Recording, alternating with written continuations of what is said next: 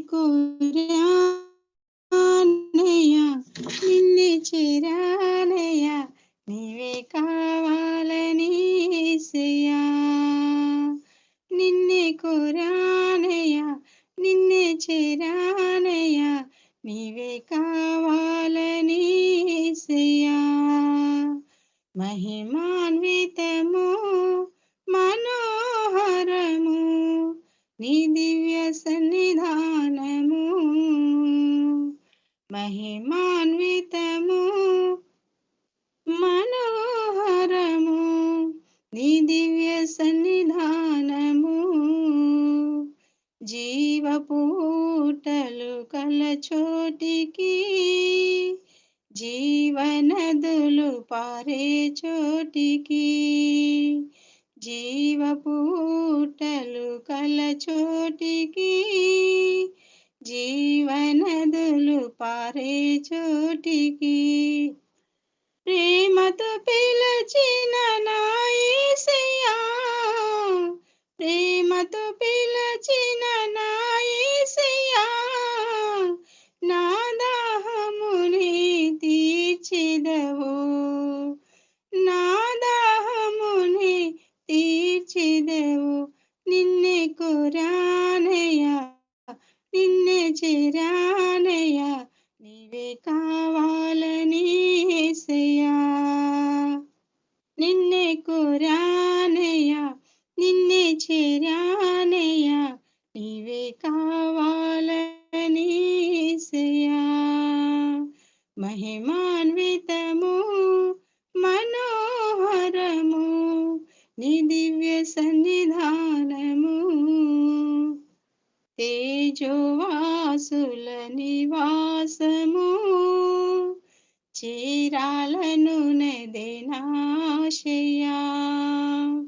తేజోవాసుల నివాసము చేరాలను నదేనాశయా. యుగ యుగములు నీతో నుండి యుగ యుగములు నీతో నుండి నిత్యారాధన చేయాలని నిత్యారాధన చేయాలని నిన్నే కోరానయ్యా నిన్నే చేరానయ్యా నీవే కావాలని యేసయ్యా. నిన్నే కోరానయ్యా నిన్నే చేరానయ్యా నీవే కావాలని యేసయ్యా. మహిమాన్వితము మనోహరము నీ దివ్య సన్నిధానము.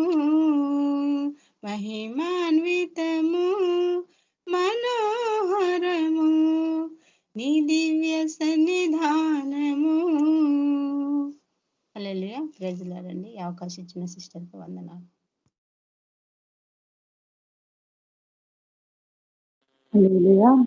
దేవునికి మహిమ కలుగును గాక. చక్కగా పాట పాడి దేవుని నామాన్ని మహిమపరిచినటువంటి విజయ సిస్టర్ గారికి హృదయపూర్వక వందనాలు తెలియజేస్తున్నాం. ఇప్పటి వరకు మనం స్తుతులతో పాటలతో దేవుని నామాన్ని మహిమపరుచుకున్నాము. ఇప్పుడు మనం వాక్య నిమిత్తం ప్రార్థిస్తాం. మన మధ్యలో దైవజనులు ఉన్నారు. వాక్యం కొరకు సిద్ధపడాలి. వాక్యం ద్వారా దేవుడు మనతో మాట్లాడేలాగున వాక్య నిమిత్తం మనం ప్రార్థన చేస్తాం. మన మధ్యలో ఉన్నటువంటి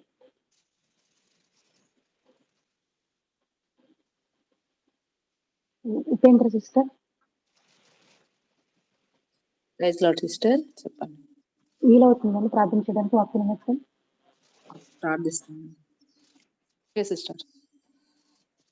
పరిశుద్ధుడా, ప్రేమ నమ్మకం గల ప్రియ పరలోకపు తండ్రి, నీ పరిశుద్ధ నామానికి వందనాలు నాయన. ప్రభా, ఉదయకాల సమయంలో ప్రభా మమ్మల్ని ఈ మీటింగ్ లో నడిపిస్తున్న విధానం బట్టి వందనాలు, స్తుతులు, స్తోత్రాలు నైనా. స్తుతుల ద్వారా కీర్తనల ద్వారా ప్రభా మహిమ పొందారు తండ్రి. మీకు వందనాలు. మహా ఘనత గల గొప్ప దైవానికి స్తోత్రం స్తోత్రం రాజా. అయినా అయ్యగారు ఇప్పుడు వాక్యం బోధిస్తుండగా ప్రభా మీ యొక్క పరిశుద్ధాత్మ సహాయమును దయచేయండి. మాతో ఏ రీతిగా మాట్లాడాలో, ఏ జీవాహారమై మాకు అవసరమై ఉన్నదో ఆ ఆహారాన్ని మాకు అందిస్తారని మేము విశ్వసిస్తున్నాం. ప్రభా విన్న ప్రతి వాక్యాన్ని అందరూ ఏకాగ్రతతో శ్రద్ధతో విని ప్రభా ఆ వాక్యాన్ని అనుసారంగా నడుచుకునే భాగ్యాన్ని అనుగ్రహించమని ప్రార్థిస్తున్నాను. అయినా దైవజనులు వాక్యం బోధిస్తుండగా నైనా ఆది నుండి అంతం మీరే సహాయం చేయండి నైనా. ప్రభా వినే బిడ్డలను మీరు త్వరగా నడిపించండి. మీ కృపలో ప్రభా మమ్మల్ని కాపాడుతున్నందుకు వందనాలు. వాక్యం ద్వారా మాతో మాట్లాడి మమ్మల్ని సరిచేస్తున్న విధానం బట్టి వందనాలు. ఇంకా లోతైన మర్మాలను తెలుసుకొని నీలో వేరుపరి జీవించుటకు ప్రతి ఒక్కరికి ఈ ప్లాట్ఫామ్ను అనుగ్రహించిన విధానం బట్టి వందనాలు. నైనా నిత్యము ప్రభా ఉదయకాలంలో అయినా మీతో మీ సన్నిధానంలో సంపూర్ణ సంతోషం కలదునైనా. ప్రభా ఆ సంతోషం ఎల్లప్పుడూ మాతోనే ఉండులాగున, మీ సన్నిధి మాకు తోడై ఉండులాగున మీ పరిశుద్ధాత్మ సహాయం చేసి ప్రభా మేమందరము గ్రహించుటకు మనసును సిద్ధపరచుకొని ప్రభా మేము ఆది నుండి అంతం వరకు ఈ మీటింగ్ అంతట్లో మీరే సహాయం చేయమని యేసు పరిశుద్ధ నామమున ప్రార్థిస్తున్నాను తండ్రి. ఆమేన్. ఆమేన్.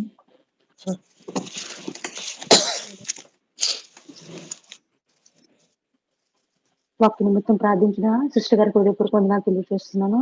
ఈ ఉదయకాల సమయంలో వర్తమానం అందించడానికి మన మధ్యలో దైవజనులు ఉన్నారు. మార్కాపురం చంద్రరామ్ పాస్టర్ గారు. లాస్ట్ వీక్ మనకి మిమ్మల్ని కూర్చుని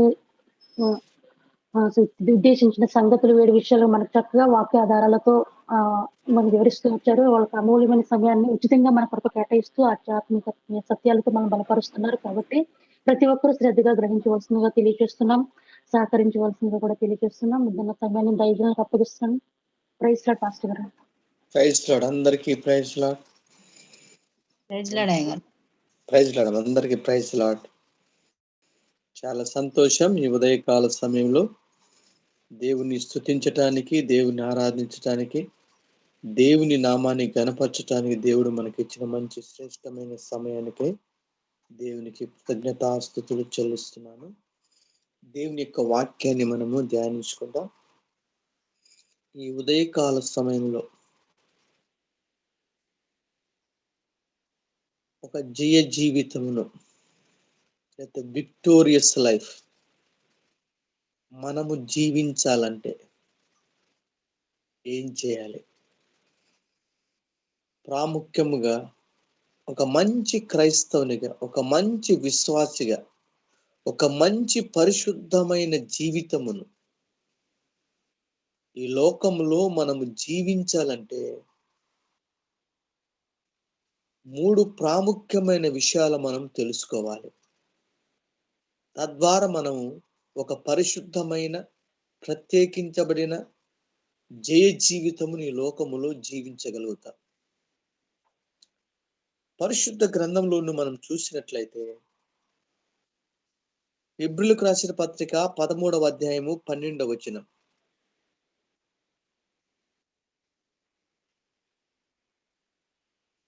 హెబ్రీయులకు రాసిన పత్రిక 13వ అధ్యాయము 12వ వచనము.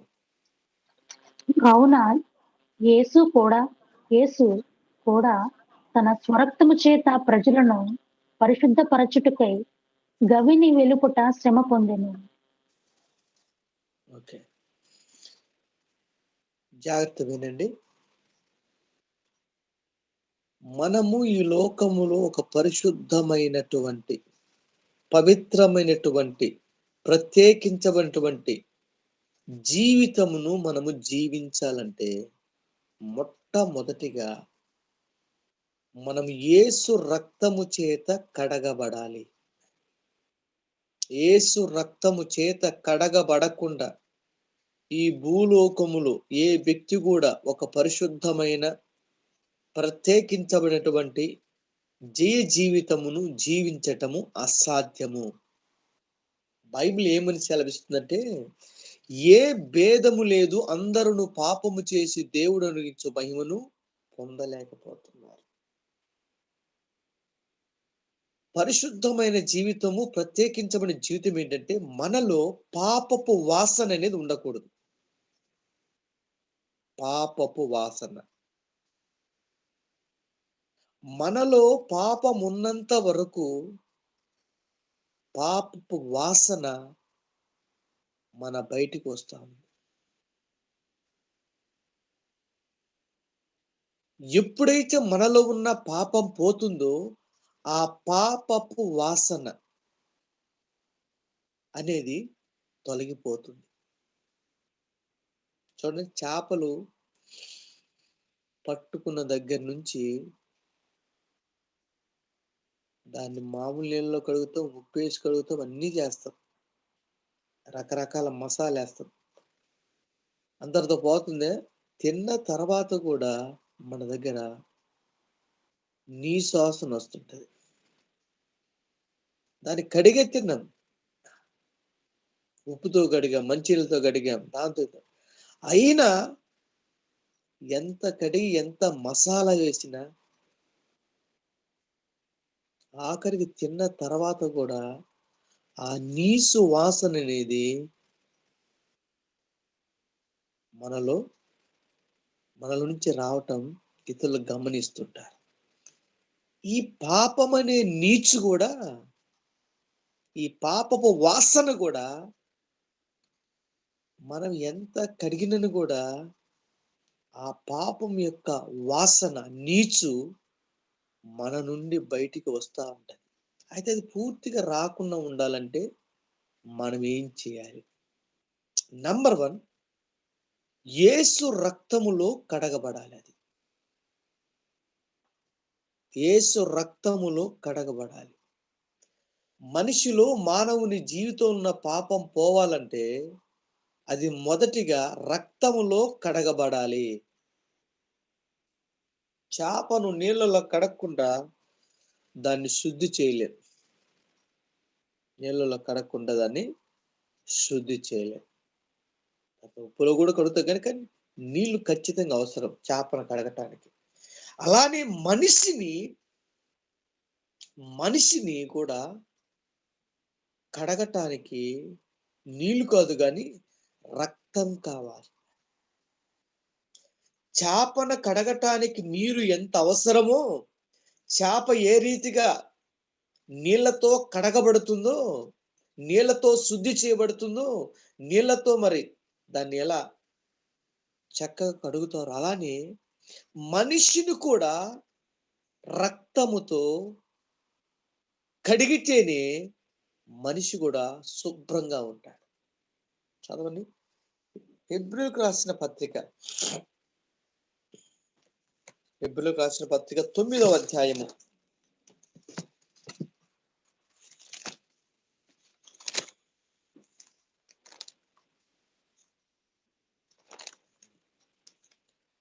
9:22 వచనం.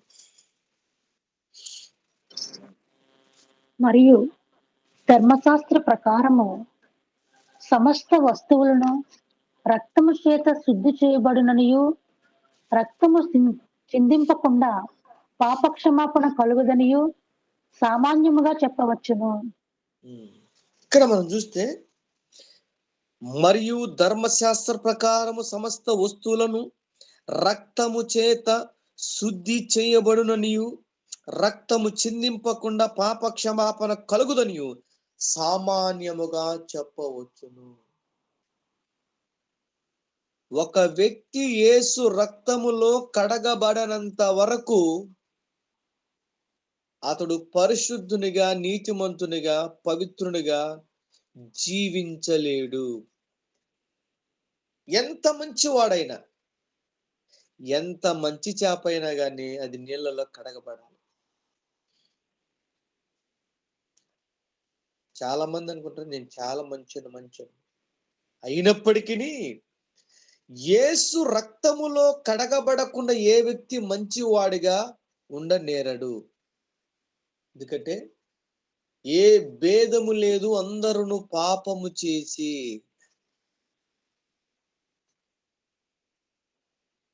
తల్లి గర్భములో నుండి మనము జీవించినప్పుడే మనం పాపంలో జీవించాం. కాబట్టి మొదటిగా ఒక మంచి పరిశుద్ధమైన జీవితమును, జయ జీవితమును, ప్రత్యేకించబడిన జీవితమును మనము ఈ లోకములో జీవించాలంటే ఖచ్చితంగా యేసు రక్తములో కడగబడాలి. యేసు రక్తములో కడగబడకుండా ఏ వ్యక్తి కూడా పవిత్రుడుగా, పరిశుద్ధుడుగా, నీతిమంతుడుగా, ప్రత్యేకించబడిన వాడిగా ఉండటం అసాధ్యం. పైకి ఎంత అందంగా సుందరంగా కనిపించినా గాని లోపల పాపం ఉంటుంది. కాబట్టి మొట్టమొదటిగా వ్యక్తి రక్తము చేత శుద్ధి చేయబడాలి. రక్తము చేత కడగబడాలి. రక్తం చేత కడగబడినప్పుడు ఏం జరుగుతుందంటే, రక్తం చేత కడగబడినప్పుడు మనలను పాపము నుండి పాపుల నుండి ప్రత్యేకించుచున్నది. ఒక వ్యక్తి ఎప్పుడైతే యేసు క్రీస్తును సొంత రక్షకునిగా అంగీకరించి మారు మనస్సు పొంది బాప్తిసము పొందుతాడు, అంటే యేసు రక్తములో కడగబడతాడో, ఏం జరుగుతుంది? మనిషిలో జరిగేటువంటి మార్పు ఏంటి అని చూస్తే గుర్తుపెట్టుకోండి. ఒక వ్యక్తి యేసు క్రీస్తు రక్తములో కడగబడినప్పుడు జరిగేటువంటి మార్పు ఏంటంటే, మనలను పాపము నుండి పాపుల నుండి ప్రత్యేకించబడుచున్నది.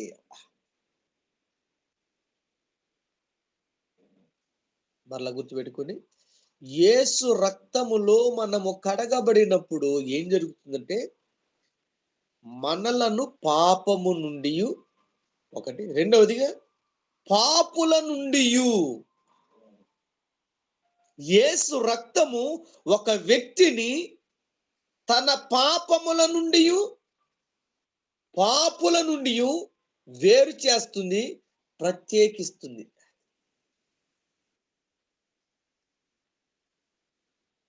యేసు రక్తములో కడగబడనంత వరకు మన పాపముల నుండి గాని పాపుల నుండి గాని మనము వేరు చేయబడలేము, వేరు కాలేము.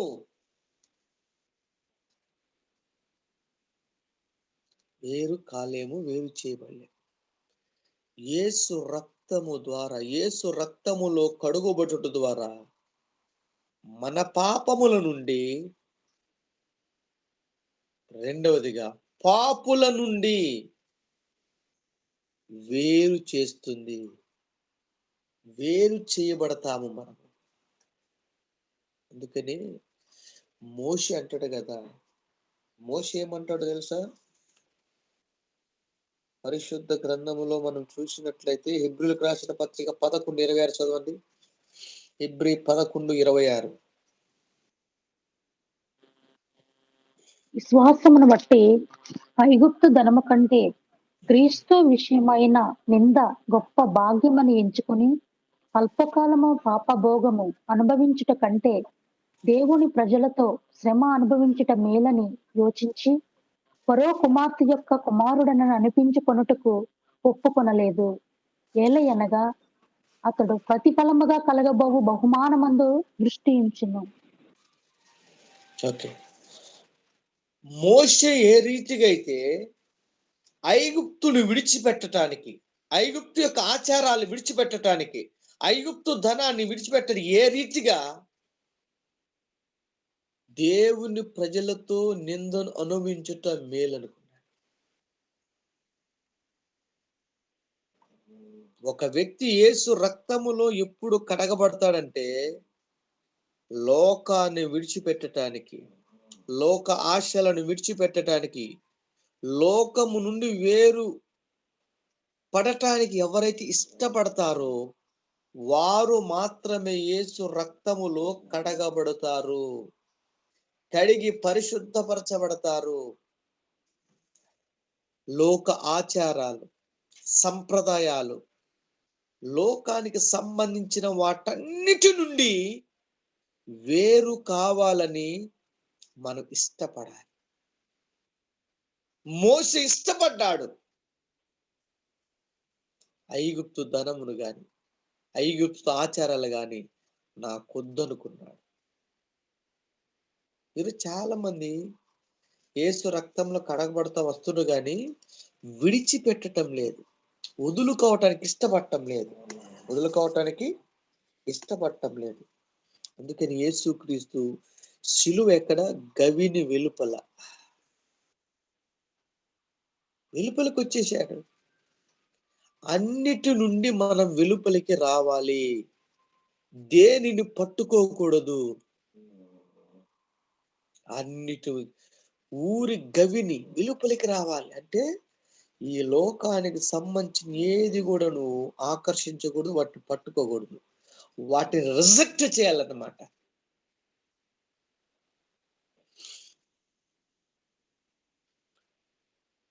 అంటే ఇశ్రాయేలు ప్రజలు చూస్తే వారి పాత మతాన్ని, ఆస్తిపాస్తులను, భద్రతను, సమస్తాన్ని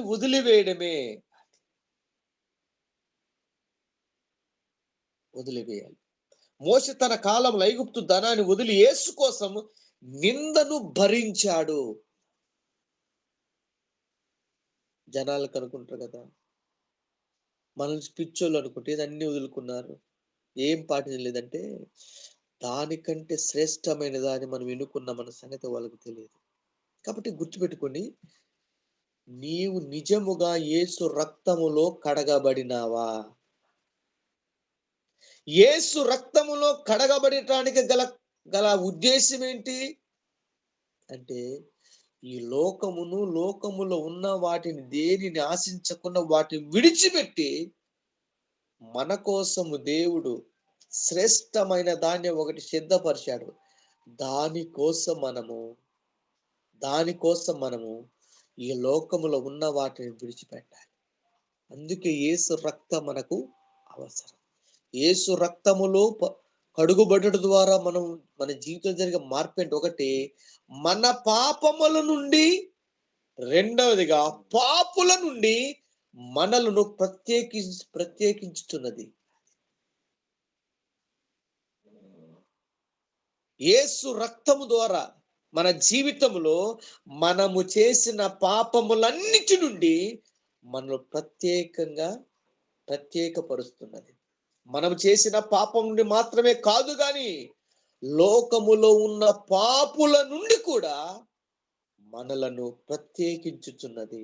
చదవండి, 1 యోహాను పత్రిక 1:7-8 వచనాలు చూద్దామా? 1 యోహాను పత్రిక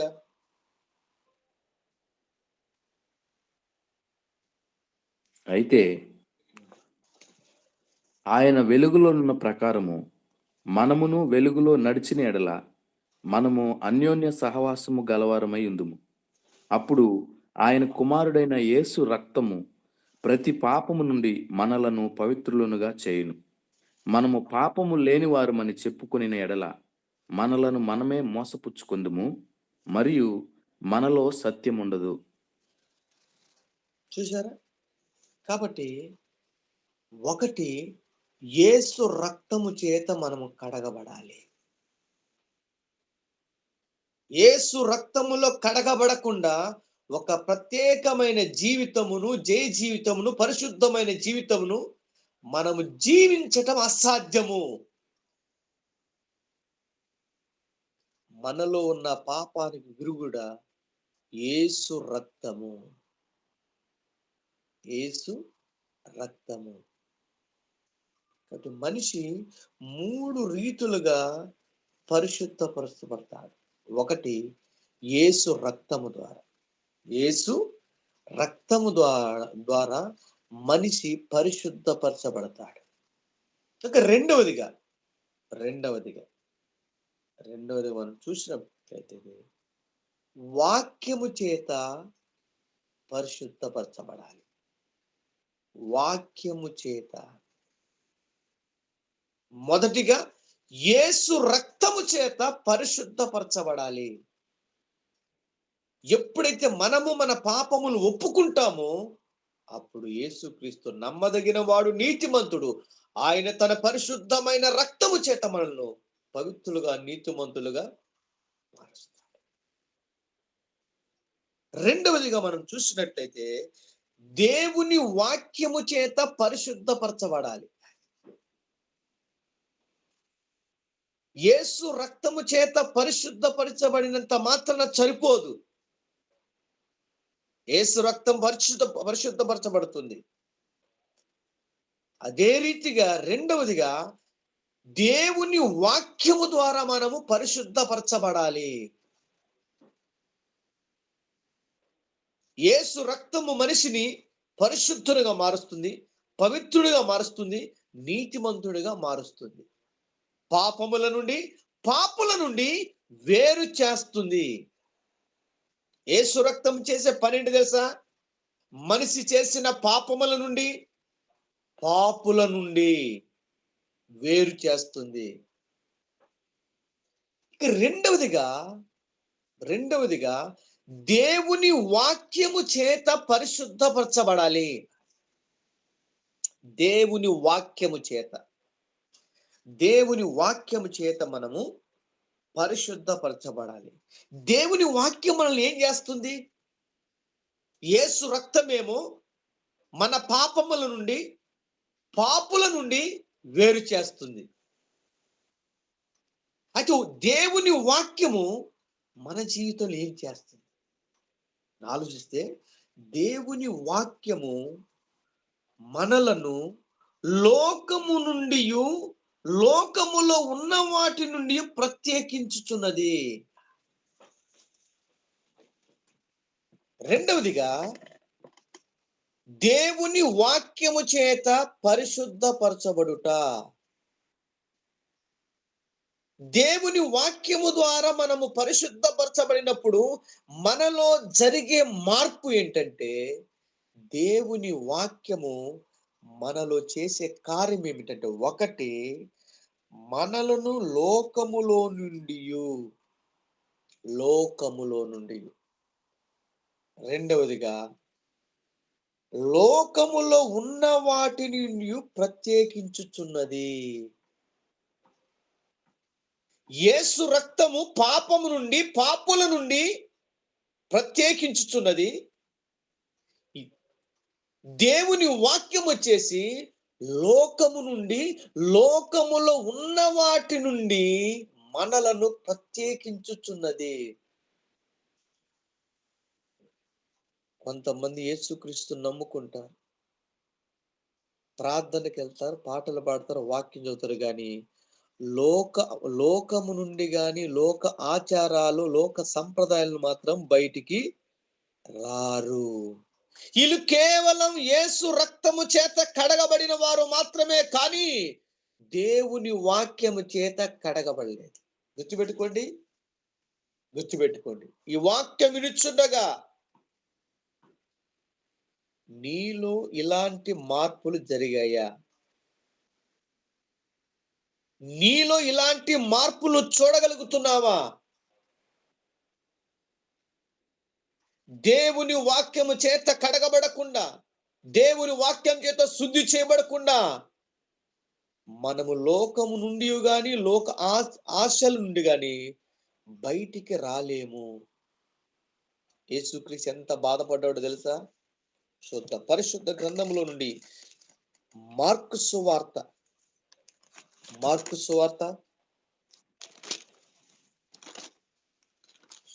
7వ అధ్యాయము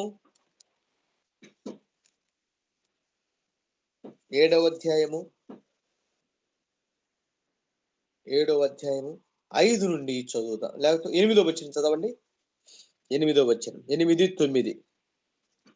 మీరు దేవుని ఆజ్ఞను విడిచిపెట్టి మనుషుల పారంపర్యాచారమును గైకొనుచున్నారు, మరియు ఆయన మీరు మీ పారంపర్యాచారమును గైకొనుటకు దేవుని ఆజ్ఞను బొత్తిగా నిరాకరించుదురు.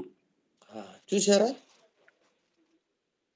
అంటే దేవుణ్ణి వీళ్ళెవరు ఆరాధించే వాళ్ళే, కానీ లోకముతో డిస్కనెక్ట్ కాని వాళ్ళు.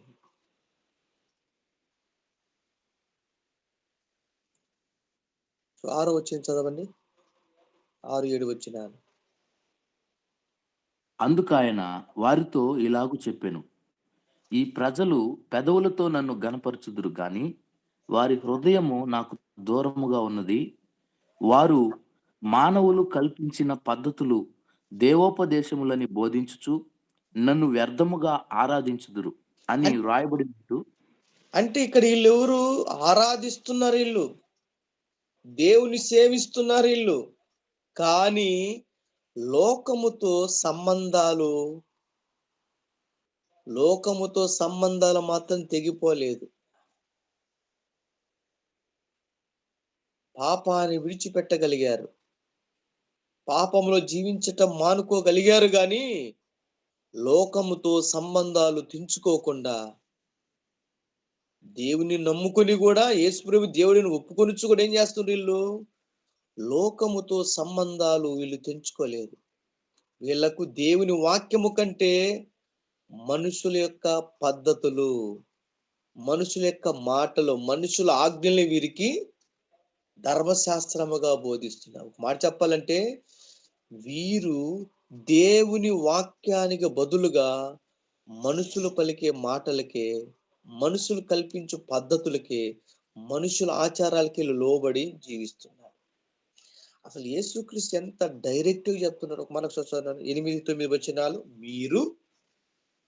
మీరు దేవుని ఆజ్ఞను విడిచిపెట్టి మనుషుల పారంపర్యాచారమును గైకొనుచున్నారు.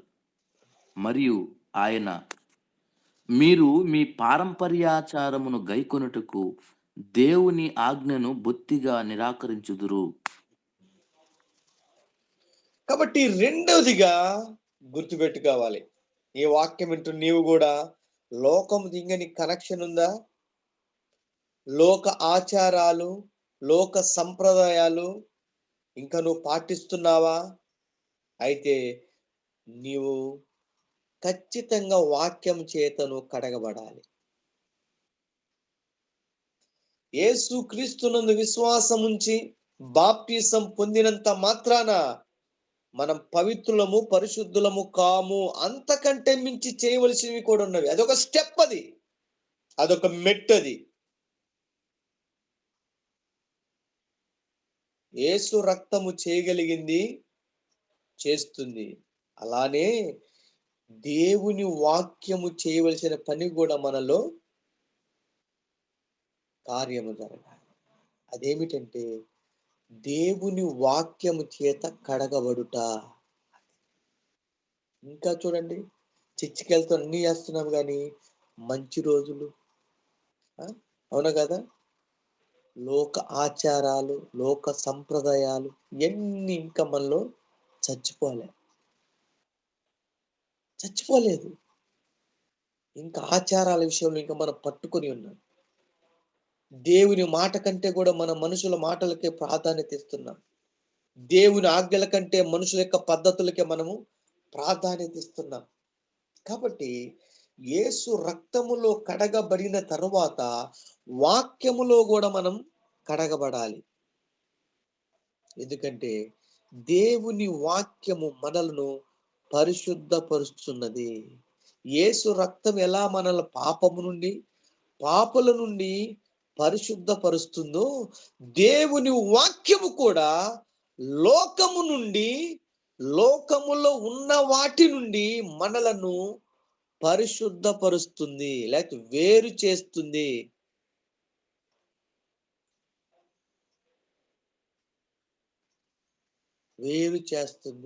చదువుదాం మరొక వచ్చిన పరిశుద్ధ గ్రంథంలో నుండి.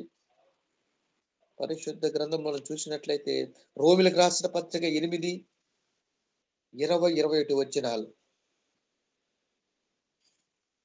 ఏలయనగా సృష్టి నాశనమునకు లోనైన దాస్యములో నుండి విడిపింపబడి దేవుని పిల్లలు పొందబోవు మహిమ గల స్వాతంత్ర్యము పొందునను నిరీక్షణ గలదై, స్వేచ్ఛగా కాక దానిని లోపరిచిన వాని మూలముగా వ్యర్థపరచబడిను.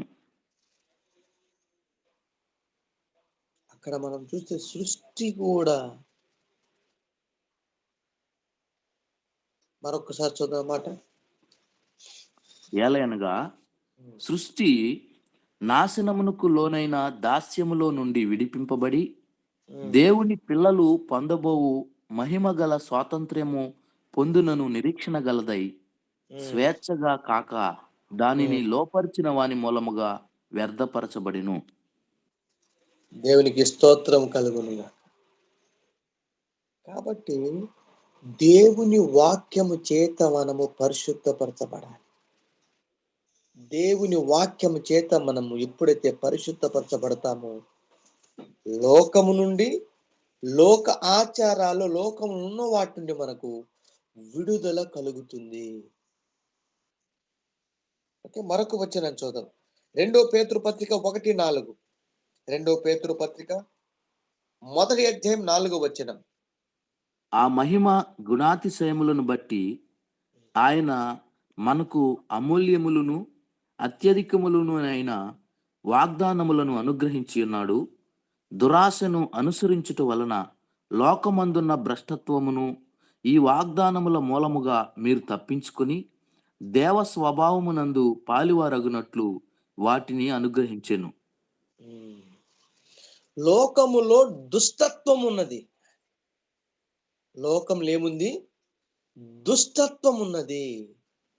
కాబట్టి లోకములో ఉన్న దుష్టత్వము నుండి మనము వేరు కావాలంటే, వేరు చేయబడాలంటే కేవలము దేవుని వాక్యము చేత మాత్రమే లోకములో ఉన్న దుష్టత్వము నుండి వేరు చేయబడతాము.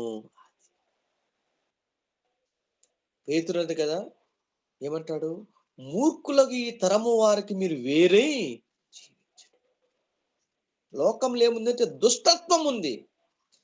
ఎవడైనను లోకమును ప్రేమించేలా ఏమవుతుంట?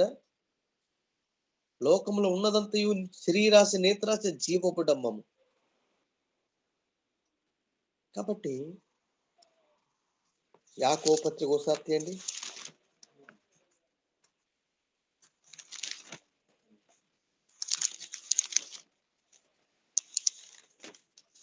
పాపము నుండి, పాప స్వభావం, పాపము నుండి, పాపం నుండి ప్రత్యేకించబడిన ప్రతి ఒక్కరు కూడా లోకము నుండి, లోకాశల నుండి, లోక సంప్రదాయాలను కూడా మనం ప్రత్యేకించబడాలి.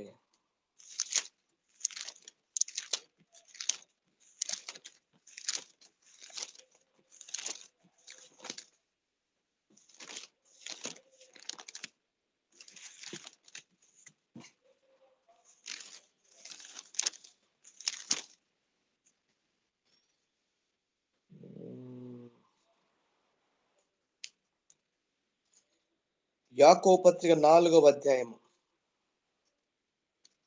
4వ వచనం. వ్యభిచారులారా, ఈ లోక స్నేహము దేవునితో వైరుమని మీరెరుగరా? కాబట్టి ఎవడు ఈ లోకముతో స్నేహము చేయగోరునో వాడు దేవునికి శత్రువగును. కాబట్టి దేవునికి మనం శత్రువు కాకుండా ఉండాలంటే లోకాన్ని విడిచిపెట్టాలి. లోకములో ఉన్న వాటిని మనం విడిచిపెట్టాలి. అది ఎలా సాధ్యం అంటే దేవుని వాక్యం మాత్రమే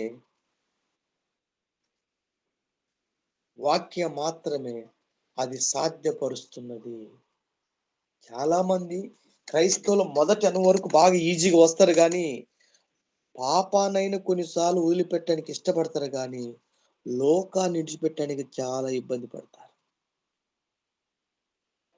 కొన్నిసార్లు మనుషులు పాపానైనా వదులుకోవటానికి ఇష్టపడతారు, కానీ లోకాన్ని విడిచిపెట్టడానికి ఇష్టపడరు. లోకం నిన్ను లాగుతూ ఉంటుంది.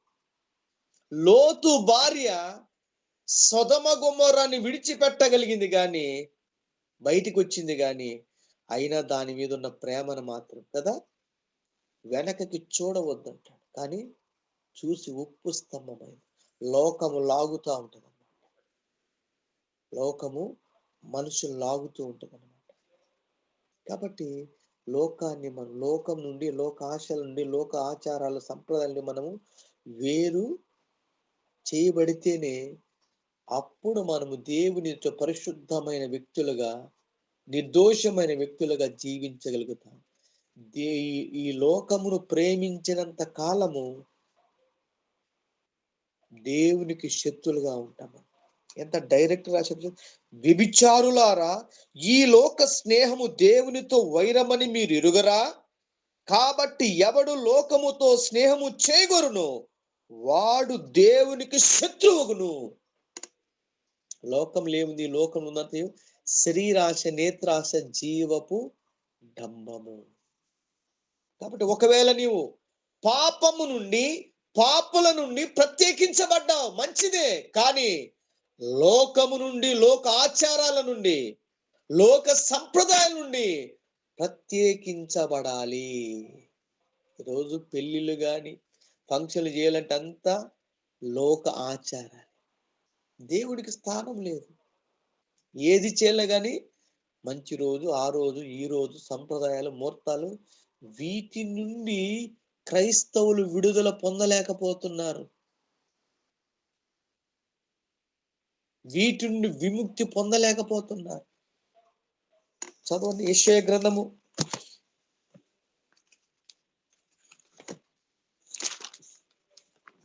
యెషయా గ్రంథము 2వ అధ్యాయము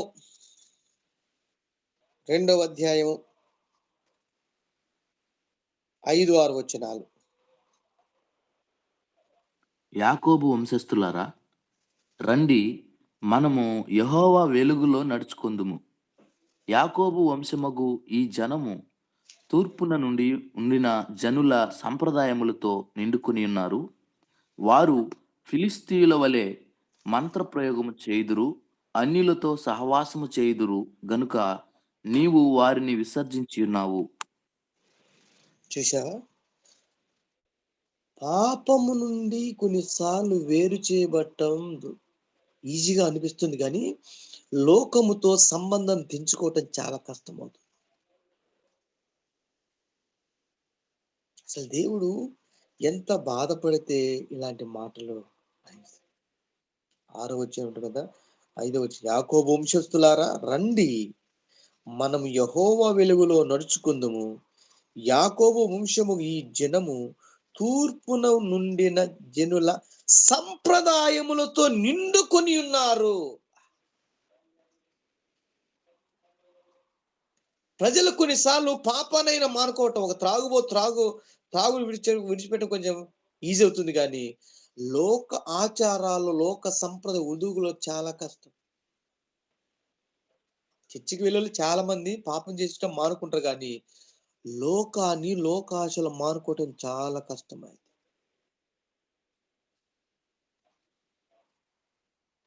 కానీ దేవుడు ఏమంటున్నాడు?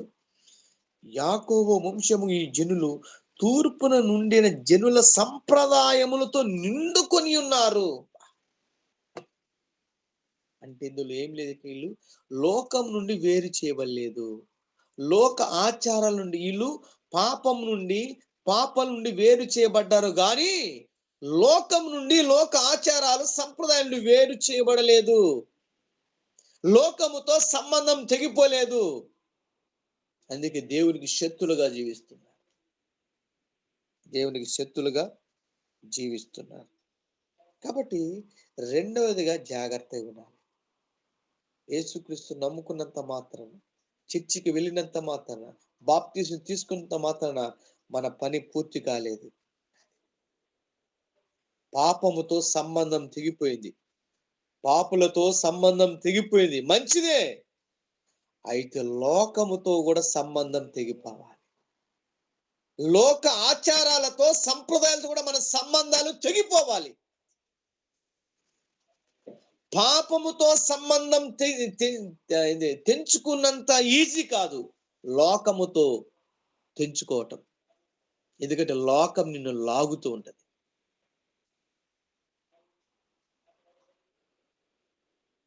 ఈ యుగ సంబంధమైన దేవత విశ్వాసులైన వారి మనోనేత్రం గుడ్డితనం కలిగేసి, కాబట్టి మరొక ఉచ్చరం చూస్తే పరిశుద్ధ గ్రంథంలో నుండి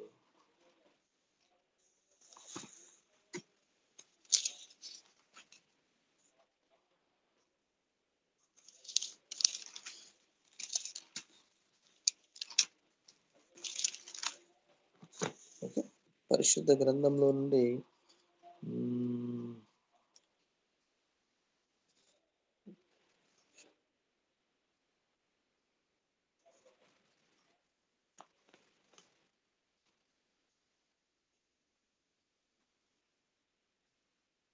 లేవికాండం 20-23 చదవండి ఒకసారి. దినవృత్తాంతము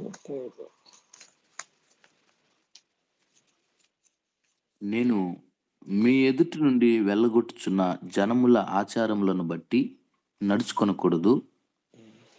వారు అట్టి క్రియలనియు చేసిరి గనుక నేను వారి యందు అసహ్యపడి తిని. కాబట్టి లోకమును లోకాచారాలు మనం పాటిస్తే దేవుడంట అసహ్యపడతాడంట. అయితే లోకం నుండి మనము వేరు చేయబడాలంటే, లోక ఆచారాల నుండి లోక సంప్రదాయం మనం వేరు చేయబడాలంటే, దేవుని వాక్యము చేత మనం పరిశుద్ధపరచబడాలంటే ప్రతిరోజు దేవుని వాక్యముతో, దేవుని వాక్యం చదువుడు ద్వారా, దేవుని వాక్యాన్ని మనం ధ్యానించడం ద్వారా దేవుని వాక్యము చేత మనం కడగబడతాము. దేవుని వాక్యం మనల్ని లోకం నుండి లోక ఆచారాల నుండి ఏం చేస్తుంది? విడిపిస్తుంది. దేవునికి స్తోత్రం కలుగును గాక. పరిశుద్ధ గ్రంథంలో మనం చూసినట్లయితే గలతీలకు రాసిన పత్రిక 4:8 చదవండి. గలతీ. ఆ కాలమందైతే మీరు దేవుని ఎరుగని వారై నిజమునకు దేవుళ్ళు కాని వారికి దాసులై ఉంటిరి. కానీ ఇప్పుడు మీరు దేవునిని ఎరిగిన వారును మరి విశేషముగా దేవుని చేత ఎరుగబడిన వారునై ఉన్నారు గనుక బలహీనమైనవియు నిష్ప్రయోజనమైనవియునైన మూల పాఠముల తట్టు మరలా తిరుగనేలా, మునిపటి వలె మరలా వాటికి దాసులై ఉండగోరనేలా. చూసారా? మరలా ఒక్కసారి చదువు మాట జాగ్రత్త వినాలి. ఆ కాలమందైతే మీరు దేవుని ఎరుగని వారై నిజమునకు దేవుళ్ళు కాని వారికి దాసులై ఉంటిరి. కానీ ఇప్పుడు మీరు దేవునిని ఎరిగిన వారును మరి విశేషముగా దేవుని చేత ఎరుగబడిన వారునై ఉన్నారు గనుక బలహీనమైనవియు నిష్ప్రయోజనమైనవియు అయిన మూలపాఠముల తట్టు మరలా తిరుగనేలా, మునిపటి వలె మరలా వాటికి దాసులై ఉండగోరనేలా. అంటే ఇంకా వాటికి మనము మరలా దాసులుగా ఉండకూడదు. కొలస్సీలకు రాసిన పత్రిక 2:8 కొలస్సీ 2:8. ఆయనను అనుసరింపక మనుషుల పారంపర్యాచారమును అనగా ఈ లోక సంబంధమైన మూలపాఠములను అనుసరించి మోసకరమైన నిరర్ధకత్వ జ్ఞానము చేత మిమ్మును చెరపట్టుకుని పోవువాడైనా ఉండునేమో అని జాగ్రత్తగా ఉండుడి. చూశారా? కాబట్టి పాపము నుండి విడిపించబడ్డావు, దేవునికి స్తోత్రం. పాపుల నుండి విడిపించబడ్డావు, దేవునికి స్తోత్రం. అయితే లోకము నుండి, లోక ఆచారాల నుండి, లోక సంప్రదాయాల నుండి, లోకం యొక్క కట్టుబడుల నుండి విడిపించబడ్డావా? విడుదల పొందావా? విమోచించబడ్డావా? ఇంకా లోకమునకు నువ్వు దాసునిగా దాసురాలుగా ఉన్నావా? ఆలోచించాలి. పాపముతో సంబంధం కట్ అయిపోయింది యేసు రక్తము ద్వారా. కానీ లోకముతో సంబంధం కట్ అయిందా? ఎవడైనా లోకమును ప్రేమించినలా వాడు దేవునికి శత్రువగును. లోకములో ఉన్నదంతయు శరీరాశ, నేత్రాశ, జీవముడమ్మము ఇవి తండ్రి వలన పుట్టినవి కావు. ఇంకా మనము లోకము నుండి విడిపించబడవలసిన వారమై ఉన్నాం. పాపం నుండి విడిపించబడ్డాం, పాపల నుండి ప్రత్యేకించబడ్డాము. కానీ లోకము నుండి మనం విడుదల పొందాలి. లోకాశల నుండి, లోక సంప్రదాయాల నుండి విడుదల పొందాలి. 2వ దినవృత్తాంతము గ్రంథము 33వ అధ్యాయము 6వ వచనము. 2వ దినవృత్తాంతము గ్రంథము 33వ అధ్యాయము 6వ వచనము.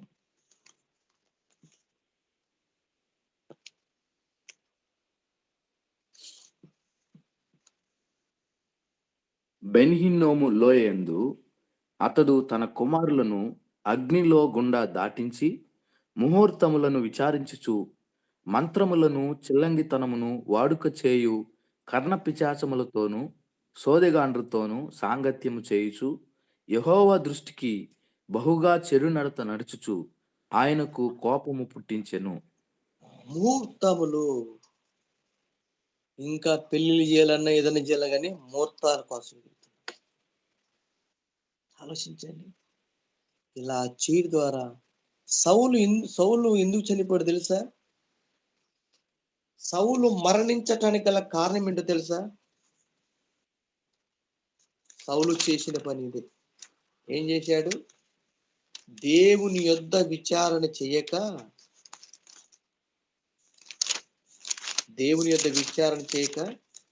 ఎక్కడ విచారణ?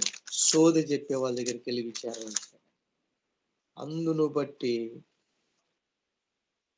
చదవండి ఒకసారి. మొదటి దినవృత్తాంతముల గ్రంథము 10వ అధ్యాయము 13వ వచనం.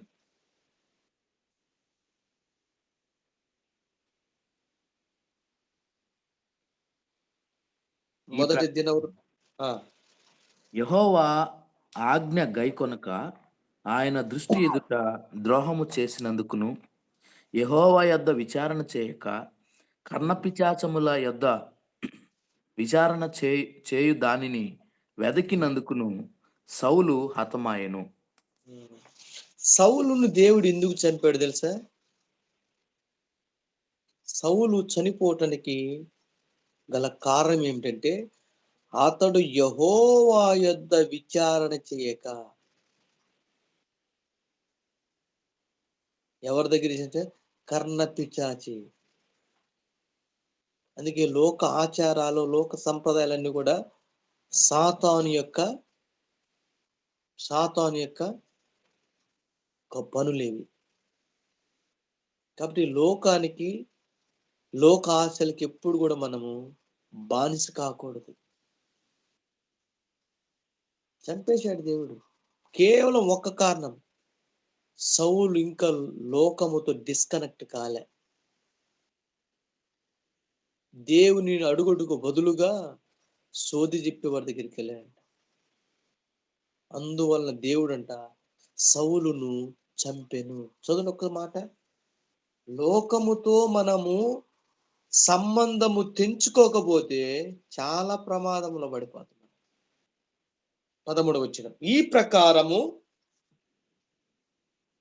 యెహోవా ఆజ్ఞ గైకొనక ఆయన దృష్టి ఎదుట ద్రోహము చేసినందునకు, యెహోవా యొద్ద విచారణ చేయక కర్ణపిశాచముల యొద్ద విచారణ చేయు దానిని వెదికినందుకు సౌలు హతమాయెను.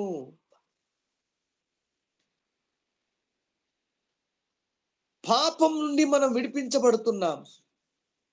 పాపల నుండి విడిపించబడుతున్నాము కానీ లోకము నుండి, లోక సంప్రదాయాల నుండి, ఆచారం నుండి మనము విడుదల పొందలేకపోతున్నాం. ఎందుకంటే దేవుని ఆజ్ఞను గాని మనం గైకొంటే లోకములో ఉన్నటువంటి మనుషుల ఆజ్ఞను మనం గైకొనము. కాబట్టి దేవుని వాక్యం ద్వారా ఒక వ్యక్తి పరిశుద్ధపరచబడకపోతే లోకంతో సంబంధము తెంచుకోలేడు, తెగిపోదు. కాబట్టి ఈరోజు ఒక ప్రశ్న అడుగుతున్నాను, నీకు లోకానికి సంబంధం ఉందా, పోయిందా? లోకముతో సంబంధం ఉందా? లోకముతో సంబంధాన్ని తెంచుకున్నావా? ఐగుప్తు దేశము లోకానికి సాదృశ్యంగా ఉంది. ఐగుప్తులో ఉన్నటువంటి వాటన్నిటిని విడిచిపెట్టడానికి మోషే వాటిని విడిచిపెట్టాడంట. ఐగుప్తు యొక్క సుఖభోగాలు అనుభవించుట కంటే దేవుని ప్రజలతో నింద అనుభవించటమే మేలనుకున్నాడు.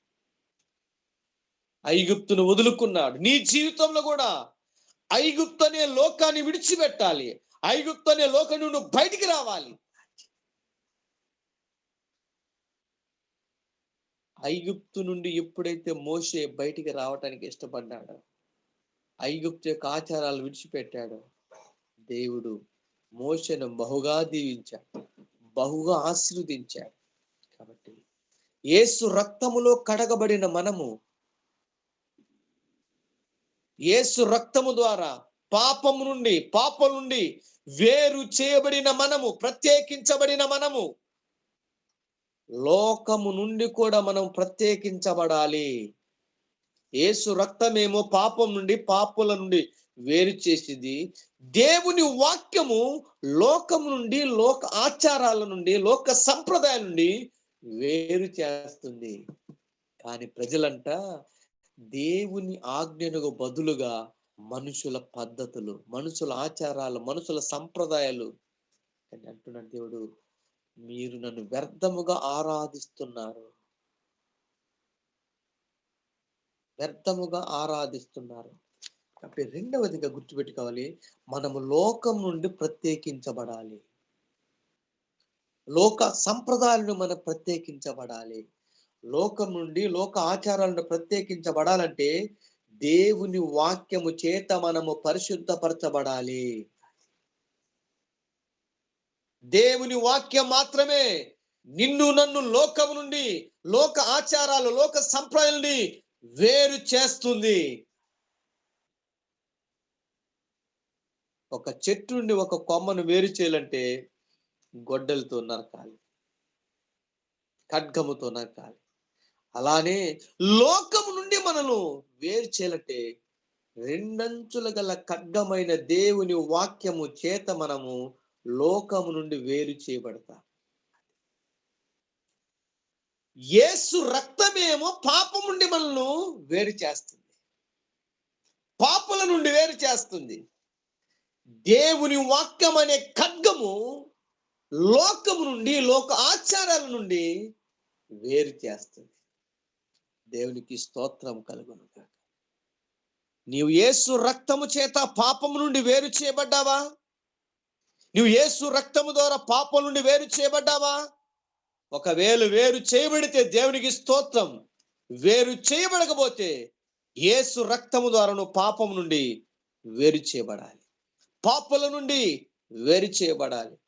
రెండవదిగా యేసు రక్తము ద్వారా పాపము నుండి వేరు చేయబడిన నీవు రెండవదిగా లోకము నుండి, లోక ఆచారాల నుండి, లోక సంప్రదాయాల నుండి నువ్వు వేరు చేయబడాలి.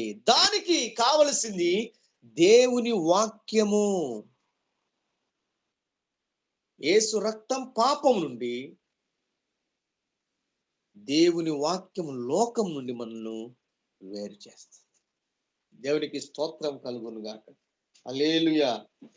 కాబట్టి మరొక మాట చూద్దామా? పరిశుద్ధ గ్రంథంలో నుండి ఎఫెసీయులకు రాసిన పత్రిక 2వ అధ్యాయము 2 నుండి 4 వరకు చూద్దాం. ఎఫెసీయులకు రాసిన పత్రిక 2వ అధ్యాయము 2 నుండి 4 వరకు. మీరు వాటిని చేయుచు వాయుమండల సంబంధమైన అధిపతిని, అనగా అవిధేయులైన వారిని ఇప్పుడు ప్రేరేపించు శక్తికి అధిపతిని అనుసరించి ఈ ప్రపంచ ధర్మము చొప్పున మునుపు నడుచుకుంటిరి. వారితో కలిసి మనమందరమును శరీరము యొక్కయు మనస్సు యొక్కయు కోరికలను నెరవేర్చుకొనుచు మన శరీరాశలను అనుసరించి మునుపు ప్రవర్తించుచు కడమ వారి వలనే స్వభావ సిద్ధముగా దైవోగ్రతకు పాత్రులమై ఉంటిమి. అయినను దేవుడు కరుణా సంపన్నుడై ఉండి మనము మన అపరాధముల చేత చచ్చిన వారమై ఉండినప్పుడు సైతము మన ఎడల చూపిన తన మహాప్రేమ చేత మనలను క్రీస్తుతో కూడా బ్రతికించెను. ఆమేన్. ఎంత అద్భుతమైన మాట. మరలా ఒకసారి చూద్దామా? 2-4 వరకు. ఎఫెసీ 2వ అధ్యాయం 2 నుంచి 4 వరకు. మీరు వాటిని చేయుచు వాయుమండల సంబంధమైన అధిపతిని, అనగా అవిధేయులైన వారిని ఇప్పుడు ప్రేరేపించు శక్తికి అధిపతిని అనుసరించి ఈ ప్రపంచ ధర్మము చొప్పున మునుపు నడుచుకొంటిరి. వారితో కలిసి మనమందరమును శరీరము యొక్కయు మనస్సు యొక్కయు కోరికలను నెరవేర్చుకొనుచు మన శరీరాశలను అనుసరించి మునుపు ప్రవర్తించుచు కడమ వారి వలనే స్వభావ సిద్ధముగా దైవోగ్రతకు పాత్రులమై ఉంటిమి. అయినను దేవుడు కరుణా సంపన్నుడై ఉండి మనము మన అపరాధముల చేత చచ్చిన వారమై ఉండినప్పుడు సైతము మన ఎడల చూపిన తన మహాప్రేమ చేత మనలను క్రీస్తుతో కూడా బ్రతికించెను. దేవునికి స్తోత్రం. చూసారా? ఒకప్పుడు అలా చేశారు, కానీ యేసు రక్తములో కడగబడిన తర్వాత మరలా మనం వాటిని చేయకూడదు. ఒకప్పుడు సాతాను సంతోషపెట్టాం, లోకాన్ని సంతోషపెట్టాం. కానీ ఇప్పుడు మనము దేవునిని మాత్రమే సంతోషపెట్టాలి. ఒకప్పుడు తెలియక చేశాము కాబట్టి దేవుడు క్షమించాడు. కానీ ఇప్పుడు తెలిసిన తర్వాత ఒకవేళ మనము పాపం చేస్తే దానికి క్షమాపణ అనేది ఉండదు. చదవండి ఒకసారి. హెబ్రీయులకు రాసిన పత్రిక 10వ అధ్యాయము 26వ వచనం 27వ వచనం. మనము సత్యమును గూర్చి అనుభవ జ్ఞానము పొందిన తరువాత బుద్ధిపూర్వకముగా పాపము చేసిన ఎడల పాపములకు బలి ఇకను ఉండదు, కానీ న్యాయపు తీర్పునకు భయముతో ఎదురుచూచుటయు విరోధులను దహింపబోవు తీక్షణమైన అగ్నినికయు ఉండును. చదవండి 31 వరకు చదవండి.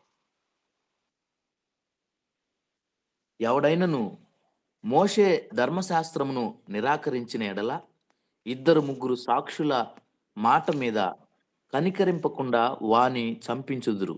ఇట్లుండగా దేవుని కుమారుని పాదములతో త్రొక్కి తాను పరిశుద్ధపరచబడుటకు సాధనమైన నిబంధన రక్తమును అపవిత్రమైనదిగా ఎంచి కృపకు మూలమగు ఆత్మను తిరస్కరించిన వాడు ఎంత ఎక్కువైన దండనకు పాత్రుడుగా ఎంచబడినని మీకు తోచును.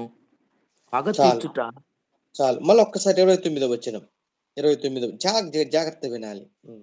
ఇట్లుండగా దేవుని కుమారుని పాదములతో త్రొక్కి తాను పరిశుద్ధ పరచబడుటకు సాధనమైన నిబంధన రక్తమును అపవిత్రమైనదిగా ఎంచి కృపకు మూలమగు ఆత్మను తిరస్కరించిన వాడు ఎంత ఎక్కువైన దండనకు పాత్రుడుగా ఎంచబడునని మీకు తోచును. కాబట్టి లోకముతోను సంబంధాన్ని తెంచుకోవాలి. 26 ఉంటుందిగా, అనుభవ జ్ఞానము పొందిన తర్వాత బుద్ధిపూర్వకముగా పాపము చేసిన ఎలా పాపమునకు బలి ఇకను ఉండదు, గాని న్యాయపు తీర్పునకు భయముతో ఎదురు చూచుటయు విరోధులను దహించబోవు తీక్షణమైన అగ్ని ఇకను ఉండును. కాబట్టి లోకముతో ఇంకా నువ్వు సంబంధం తెంచుకోలేకపోతావు. లోకాశలు, లోక సంప్రదాయాలు, లోక కట్టుబాట్లకి ఇంకా నువ్వు నుండి వేరు చేయబడలే. ఎందుకంటే ఇంకా నువ్వు దేవుని వాక్యానికి లోబట్టం లేదు. ఎప్పుడైతే మనం దేవుని యొక్క వాక్యానికి లోబడతామో వాక్యమే మనలను లోకము నుండి వేరు చేస్తుంది. యేసు రక్తం ఎలా మనల్ని పాపం నుండి వేరు చేసిందో దేవుని వాక్యం లోకము నుండి మనలను వేరు చేస్తుంది. కాబట్టి పాపము నుండి వేరు చేయబడిన నీవు లోకము నుండి కూడా నువ్వు వేరు చేయబడాలి. పాపము నుండి యేసు రక్తము ద్వారా పరిశుద్ధపరచబడిన నీవు లోకము నుండి దేవుని వాక్యము చేత పరిశుద్ధపరచబడాలి.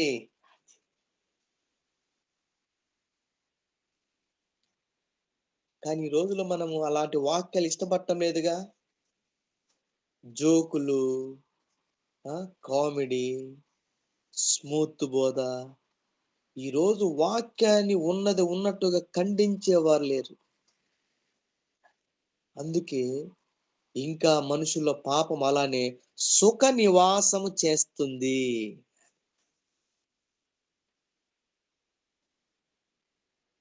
ఎందుకు ఇంకా మనలో పాపం ఉంటుంది, ఇంకా ఎందుకు మనకు లోకం ఉంటుందంటే ఖండించటంలే. ఖండించాలి మనిషిని కాదు, మనిషిలో ఉన్న పాపాన్ని. మన పిల్లలకు జబ్బు వస్తుంది, ఎవరిని ద్వేషిస్తాం మనం? పిల్లోని కాదు, పిల్లవానిలో ఉన్న జబ్బుని ద్వేషిస్తాం. కాబట్టి మనం పాపిని ప్రేమించాలి కానీ పాపిలో ఉన్న పాపాన్ని ప్రేమించకూడదు. వెంటనే దాన్ని ఏం చేయాలి? పిల్లలు బాగలేకపోతే హాస్పిటల్ తీసుకెళ్తాం. ఎంత డబ్బు ఖర్చు పెట్టా కానీ ఆ పిల్లవానిలో ఉన్న రోగాన్ని మనం ఏం చేస్తాం? అలానే మనిషిలో ఉన్న పాపాన్ని కూడా మనం ఏం చేయాలంటే ఏం చేయాలి? దేవుని వాక్యము చేత, యేసు రక్తము చేత మనము పరిశుద్ధపరచబడాలి. దేవునికి స్తోత్రం. టైం చాలా అవుతుంది.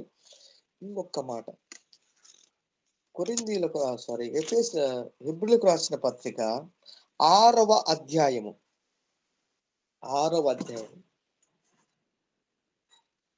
4 నుండి 6 వచనాల వరకు చూద్దాం. అందరు తీయండి, ఎందుకంటే ఎన్ని రేపు ఎత్తబడే సంఘములో నిన్ను ఉండనివ్వకుండా చేసే పనులు ఇవి. ఇప్పుడు మన బ్రతుకులు ఇప్పుడేమి అర్థం కాదు. రేపు గాని ఎత్తబడే సంఘములో గాని నువ్వు ఉండకపోతే ఎంత ప్రమాదం అంటే అంత ప్రమాదం. భక్తుడేముండు, విడువబడుట బహుఘోరం అంట. విడువబడుట బహుఘోరం. నీవు విడవబడకుండా ఉండాలంటే లోకంతో నువ్వు డిస్కనెక్ట్ చేయాలి. రేపు ఎత్తబడేటప్పుడు లోకమే నిన్ను బంధిస్తుంది, లోకం నిన్ను పోనివ్వదు. చదవండి ఒకసారి. హెబ్రీయులకు రాసిన పత్రిక 6వ అధ్యాయం 4 నుండి 6 వచనాల వరకు. ఒకసారి వెలిగింపబడి పరలోక సంబంధమైన వరమును రుచి చూచి పరిశుద్ధాత్మలో పాలివారై దేవుని దివ్య వాక్యమును రాబోవు యుగ సంబంధమైన శక్తుల ప్రభావమును అనుభవించిన తరువాత తప్పిపోయిన వారు తమ విషయములో దేవుని కుమారుని మరలా సిలువ వేయుచు బాహాటముగా ఆయనను అవమానపరుచుచున్నారు గనుక మారు మనస్సు పొందునట్లు అట్టి వారిని మరలా నూతన పరచుట అసాధ్యము. చూశారా, దేవుని నమ్ముకున్నంత మాత్రం సరిపోదు. పాపాన్ని ఎలా విడిచిపెట్టామో లోకాన్ని కూడా విడిచిపెట్టాలి. పాపాన్ని ఎలా మనము ద్వేషించామో లోకాన్ని కూడా మనం ద్వేషించాలి. ఆలోచించండి ఒకసారి. లేకపోతే మనం ఇంత బతికి ఎత్తబడే సంఘములో ఎత్తబడకపోతే, ఒకవేళ యేసుక్రీస్తు వచ్చినప్పుడు విడవబడితే అసలు మన జీవితానికి మన బ్రతుకు ఏమైనా ప్రయోజనం ఉందా? ప్రతిఫలం ఉందా? ఒక్కసారి ఆలోచించు. 10వ తరగతి వరకు నువ్వు ఎలా చదివింది ప్రాముఖ్యం కాదు. 10వ తరగతి పాస్ కానప్పుడు పరిస్థితి ఎలా ఉండదు ఒక్కసారి ఆలోచించు.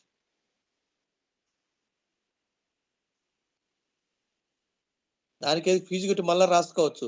ఒక్కసారి ఎత్తబడిన తర్వాత విడవబడితే మామూలు విషయం కాదు. 10th క్లాస్ ఫెయిల్ అయితే డబ్బు కట్టి ఫీజు కట్టి మళ్ళా రాసుకోవచ్చు. కానీ ఎత్తబడే సంఘములో మనం ఎత్తబడకపోతే 7 ఏళ్ల శ్రమలను అనుభవించాలి. పెనాల్టీ అది, పెనాల్టీ. అసలు ఒక మాట ఎప్పుడు నన్ను గుర్తు, విడువబడుట బహుఘోరం. ఏంటి ఘోరం అంటే, యేసుక్రీస్తు 2వ రాకడలో విడవబట్టం చాలా బహుఘోరం అంట. ఎంత ఘోరం అంట, బహుఘోరం అంట. మనం ఎంత మంచి పాటలు పాడినా, ఎంత మంచి వాక్యం బోధించి, ఎంత మంచి ప్రార్థించి, ఎంత మంచి మంది ఇలా విడవబడితే మన బ్రతుకుకి ఏమన్నా అర్థం ఉందా? ఒకసారి ఆలోచించండి. రేపు యేసు క్రీస్తు యొక్క రహస్య రాకడలో నువ్వు విడువబడకుండా ఉండాలంటే లోకముతో నీవు సంబంధాన్ని తెంచుకోవాలి. లోకముతో నువ్వు వేరు చేయబడాలి. పాపముతో వేరు చేయబడినంత మాత్రాన ఎత్తబడే సంఘములో ఉండటం కాదు, కానీ లోకముతో కూడా మనం వేరు చేయబడాలి. పాపాన్ని ఎలా ద్వేషిస్తామో లోకాన్ని కూడా అలానే ద్వేషించాలి. ఎవడైనా నువ్వు లోకమును ప్రేమించిన వాడు దేవునికి శత్రువుగను. కాబట్టి ఈరోజు ఒక్కసారి ఆలోచించు, నీకు లోకానికి సంబంధం ఏమన్నా ఉందా? లోకముతో సంబంధాన్ని తెంచుకున్నావా? ఒకవేళ తెంచుకోకపోతే ఈ రోజే తెంచుకోవాలి, తప్పదు. లోకముతో నువ్వు సంబంధాన్ని తెంచుకోబోతే లోకము నిన్ను దేవునితో సంబంధాన్ని తెంచివేస్తుంది.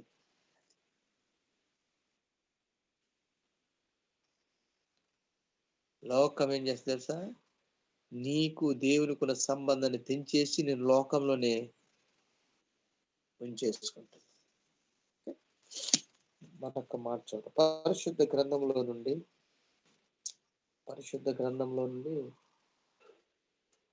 మూడవదిగా మనం చూస్తే ఆత్మచేత పరిశుద్ధపరచబడుట. ఒకటి, యేసు క్రీస్తు రక్తము ద్వారా పరిశుద్ధపరచబడాలి. అంటే యేసు క్రీస్తు రక్తము పాపుల నుండి వేరు చేస్తుంది. ఒకటి, నంబర్ 1. రెండవదిగా దేవుని వాక్యము చేత పరిశుద్ధపరచబడాలి. దేవుని వాక్యము దేని నుండి? లోకం నుండి, లోకాచారాల నుండి మనల్ని వేరు చేస్తుంది. ఇక మూడవదిగా చూస్తే దేవుని ఆత్మ చేత పరిశుద్ధపరచబడాలి. మూడవదిగా దేవుని ఆత్మ చేత మనము పరిశుద్ధపరచబడాలి. రక్తము పాపముల నుండి వేరు చేస్తుంది. దేవుని వాక్యము లోకం నుండి, లోకాచారాల నుండి వేరు చేస్తుంది. అయితే పరిశుద్ధాత్మ ద్వారా మనము దేవుని యందలి భయముతో పరిశుద్ధతను సంపూర్తిగా చేసుకున్నట్టు గాను శరీరములోను ఆత్మలో కలిగే మాలిన్యమును పరిగణించబడేటువంటి శరీర సంబంధమైనవి, స్వార్థపూరితమైనవి సమస్తాన్ని విడిచిపెట్టుకు మనల్ని ప్రత్యేకించుతున్నది. దేవుని ఆత్మ చేత మనము పరిశుద్ధపరచబడినప్పుడు శరీరములోను ఆత్మలో కలిగే మాలిన్యమును, ఇప్పుడు ఒక మంచి పొద ఉంది, అన్ని రకరకాల చెట్లు పొద ఉంది, అందులో చీమలు, పురుగులు, పాములు, తేళ్ళన్నీ ఉంటాయి. ఇప్పుడు ఆ పొదను శుభ్రం చేయాలంటే మనం ఏం చేయాలి? నంబర్ 1, ఒకవేళ ఒక ట్యాంక్ నీళ్ళు ఆ పొద మీద చల్లామనుకో, ఆ పొదలో ఉన్న కొన్ని పక్షులు ఎగిరిపోతాయి. ఒకవేళ ఏదైనా జంతువులు ఉంటే పక్కకి వెళ్ళిపోతాయి. కానీ పొదలు ఇంకా కొన్ని ఉంటాయి లోపల. ఆ పొదలో ఉన్నాయి మొత్తం చావాలంటే ఒక పెట్రోల్ పోసి అగ్గిపుల్ల పెట్టి ముట్టించామనుకో, పొదలో ఉన్నాయి మొత్తం చచ్చిపోతాయి. అలానే పరిశుద్ధాత్మ చేత మనం ఎప్పుడైతే పరిశుద్ధపరచబడతామో మన శరీరములోను ఆత్మలో ఉన్న మాలిన్యమంతా కూడా ఏమైపోద్ది? ఇక నువ్వు పాపం చేద్దామన్నా కానీ నీకు తలంపు అలాంటి తలంపు రాదు.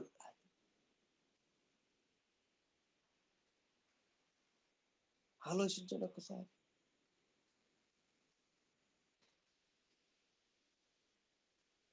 శరీరములోను ఆత్మలో కలిగే మాలిన్యం ఉంటది. పరిశుద్ధాత్మ చేతను నింపబడి, అందుకనే పెంతెకోస్తు దినాన ఎలా వచ్చాడు పరిశుద్ధాత్మ? అగ్నివలే. మనలో ఉన్న శరీర ఆశలు, శరీర కోరికలు, ఆత్మలో ఉన్న ప్రతి దాన్ని ఏం చేస్తుంది? పరిశుద్ధాత్మ కాల్చివేస్తుంది. మాట చెప్పాలంటే, ఒక్కసారి నువ్వు పరిశుద్ధాత్మ చేత పరిశుద్ధపరచబడితే పాపం చేయటానికి నీ దేహము పనికిరాదు. ఆమేన్. మనము దేవుని ఆత్మ చేత కాల్చబడినంత వరకు, పరిశుద్ధపరచబడినంత వరకు ఇంకా మన దేహము పాపము చేయటానికి పనికొస్తుంది. ఎప్పుడైతే పరిశుద్ధాత్మ చేత మనం నింపబడతామో, పరిశుద్ధాత్మ చేత కాల్చబడతామో, మన దేహం పాపం చేయటానికి పనికిరాదు. ఇంకా నువ్వు పాపం చెయ్యాలని ఆశలు, కోరికలు నీకు పుడుతున్నాయంటే ఇంకా కొన్ని చచ్చిపోలేదు. అణుచుకుంటున్నావు. బైబిల్ ఒక మాట ఉందా, పాపము చేయకుండా చేతిని గట్టిగా బిగపట్టుకో. ఎంతకాలం అని బిగపట్టుకుంటాం మనం? ఎంతకాలం అని బిగపట్టుకుంటాం? కీడు చేయకుండా నీ పాదములను, పాపము చేయకుండా నీ చేతిని బిగపట్టు. ఎంతకాలం అని? పరిశుద్ధాత్మ చేత ఒక్కసారి నువ్వు పరిశుద్ధపరచబడితే నీ చేతులు గాని, నీ కాళ్ళు గాని, నీ కళ్ళు గాని పాపము చేయటానికి పనికిరావు. పాపం చేయటానికి పనికి రాకుండా బాధ అది. అప్పుడే మనిషి దైవ స్వభావంలోకి వెళ్ళిపోతాడు. ఇంకా నీకు పాపపు ఆలోచనలు, పాపపు కోరికలు, పాపపు తలంపులు చనిపోయాయి. పాపం నుండి వేరు చేయబడ్డావు, లోకం నుండి వేరు చేయబడ్డావు, కానీ ఇంకా ఆలోచనలు. నీ శరీరం అంటుంది, శరీరం కావాలని కోరుకుంటుంది. ఇంకా శరీర ఆశలు, ఆత్మలో మాలిన్యము. ఇంకా ఇవి పోవాలంటే పరిశుద్ధాత్మ చేతను ఎప్పుడైతే కాల్చబడతావో అప్పుడు ఏం జరుగుతుందంటే మన అవయవాలు పాపం చేయటానికి పనికి రాకుండా పోతాయి. ఆ స్టేజ్కి రావాలి మనం. ఏ స్టేజ్కి? ఆ స్టేజ్కి రావాలి. యెషయా అంటాడు, అయ్యా అపవిత్రమైన పెదవుల గలవాడును కాబట్టి నా పెదవులు కాల్చయ్యా. ఒక్కసారి పరిశుద్ధాత్మ దేవుడు మన పెదవులు కాలిస్తే అబద్ధము ఆడదు. కాబట్టి ఈ లోకములో మనము ఒక జయ జీవితమును, విక్టోరియస్ లైఫ్, జయ జీవితమును జీవించాలంటే నెంబర్ 1 యేసు రక్తముతో కడగబడాలి. నెంబర్ 2 దేవుని వాక్యముతో. నెంబర్ 3 దేవుని ఆత్మతో. యేసు రక్తముతో పరిశుద్ధపరచబడాలి, దేవుని వాక్యముతో మనం పరిశుద్ధపరచబడాలి, దేవుని ఆత్మ చేత పరిశుద్ధపరచబడినప్పుడు అప్పుడు మనము ఈ లోకములో క్రీస్తుకు సువాసన. బాప్తీసం తీసుకున్న ఇంకా మనలో పాపపు వాసన ఉంటుంది, నీ సువాసన వస్తుంది. వాక్యం లోకం నుండి వేరు చేయబడి ఇంకో వాసన వస్తుంటది.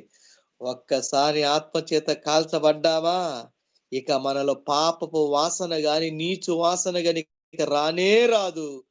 క్రీస్తు సువాసన అనేది మనకు వచ్చేస్తుంది.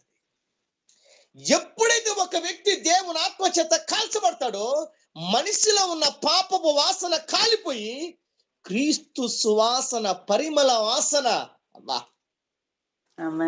మన నుండి బయటికి వస్తుంది. ఆత్మ చేత కాల్చబడినంత వరకు మనలో ఈ పాపపు వాసన, నీసు వాసన బయటికి వస్తూనే ఉంటుంది. ఆ పాపపు వాసన పోవాలంటే, ఆ పాపపు నీచు పోవాలంటే పరిశుద్ధాత్మ చేత మనం కాల్చబడినప్పుడు పాపము, పాపపు నీచు అంత కాలిపోయి యేసు క్రీస్తు సువాసన మనలో పరిమళిస్తుంది. కాబట్టి ఈరోజు నీళ్ళు ఏ వాసన వస్తుంది? పాపపు వాసన వస్తుందా? నీసు వాసన వస్తుందా? లేకపోతే క్రీస్తు సువాసన వస్తుందా? కాబట్టి క్రీస్తు సువాసన మనలో పరిమళించాలంటే రక్తముతో, వాక్యముతో, దేవుని ఆత్మతో మనము పరిశుద్ధపరచబడినప్పుడు మనం చిన్న క్రీస్తులాగి లోకంలో జీవిస్తాం. ప్రార్థన చేసుకుందాం. ప్రేమగల తండ్రి, నీకు వందనాలు, స్తుతులు, స్తోత్రాలు తెలియజేస్తున్నామయ్యా. ఈ ఉదయకాల సమయంలో మమ్మలను మీ రక్తం చేత పరిశుద్ధపరచబడినందుకు నీకు వందనాలయ్యా. లోకం నుండి నీ వాక్యం ద్వారా మమ్మల్ని వేరు చేసి మమ్మల్ని పవిత్రపరిచినందుకు నీకు వందనాలయ్యా. మూడవదిగా నాయన నీ ఆత్మతో మమ్మలను పరిశుద్ధపరచండి అయ్యా. ఆత్మ లేనివాడు నా వాడు కాదంటున్నావయ్యా. ఇక మాలో ఆత్మతో కానీ నింపగలిగితే నాయన ఇక మాలో పాపము గాని పాపపు వాసన గాని ఇక మాలో ఉండదు నాయన. మీ క్రీస్తు సువాసన మాలో పరిమళిస్తుంది కదా. ఇంకా మాలో ఇంకా పాపము పాప వాసన ఉన్నట్లయితే, లోకం ఉన్నట్లయితే దయచేసి వాటిని తీసివేసి నీ పరిశుద్ధమైన రక్తముతో, పరిశుద్ధమైన వాక్యముతో, పరిశుద్ధాత్మతోనైనా మమ్మల్ని మీరే అభిషేకించి దీవించమని ప్రార్థిస్తూ యేసు పరిశుద్ధ నామమున ప్రార్థించడిగి వేడుకుంటున్నాము తండ్రి. మన తండ్రి అయిన దేవుని ప్రేమయు, ఆయన కుమారుడైనటువంటి యేసు క్రీస్తు కృపయు, పరిశుద్ధాత్మ యొక్క అన్యోన్య సహవాసము, సమాధానం మనందరికి సదాకాలము తోడై ఉండి నడిపించును గాక. Amen, amen, amen. May God bless you.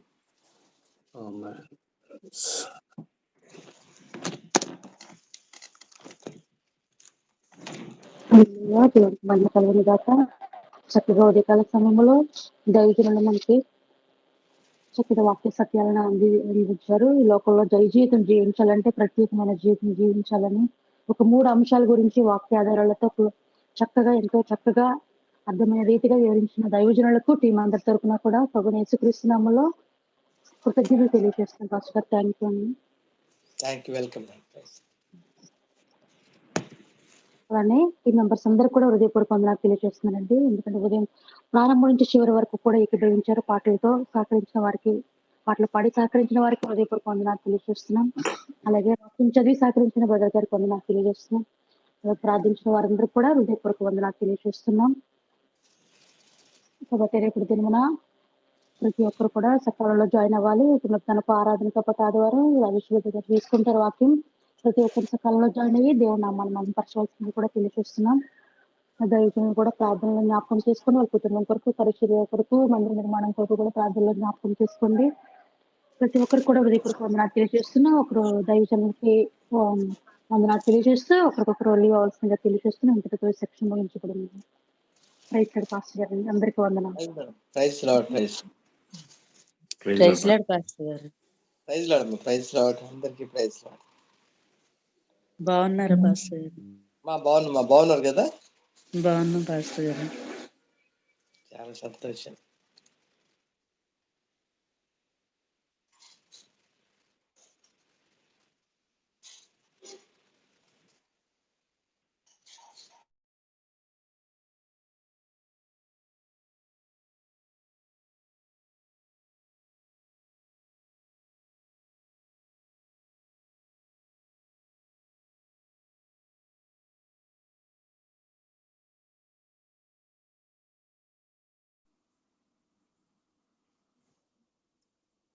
తమ్ముడు రాజేష్,